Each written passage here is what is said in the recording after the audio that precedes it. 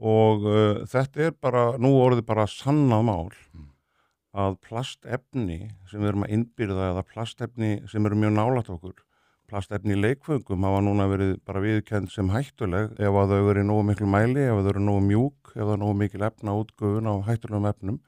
Þarna eru sko rokgjörn lífræn efnasambönd sem eru í þessu plasti og þarna það bara orðið sannað með ýmsum rannsóknum og nú síðast bara með svefnbururannsókn í Kanada sem að CNN birti núna í fréttum að mjúk plast eða svampefni í barnadínu þar er bara að gefa frá sér þessi efni. Þessar barnadínur eru þá taldar hættulegar eða já, ekki æskilegt að börn sofa þeim. Sama með þessi plastleikföng sem eru mjúk, að það er ekki æskilegt að börn sé að leika með þau.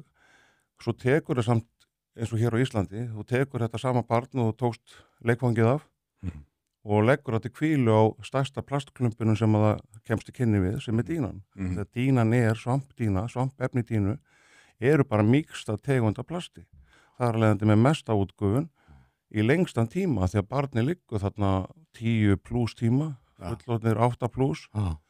Þannig að þarna erum við með vöru sem hefur mest áhrif á þig af öllum vörum í heiminum. Og þú ert að segja mér að þetta eigi við eiginlega flest allar þær dínur sem eru almennt í markaðssölu á Íslandi og allar þessar heilsudínur, svo kallar tempur og eitthvað svona sem maður heyrir fleikt að séu ægilega gott að sofa og lengi lífið. Að þú ert að segja að þetta sé tilfellið með þær dínur. Mér sé að verið að selja sumar svampefna dínur sem heilsudínur, hvaðan sem svo fullyrðing kemur. Af því það er ekkert sem sannar að þú fái bætta heilsu.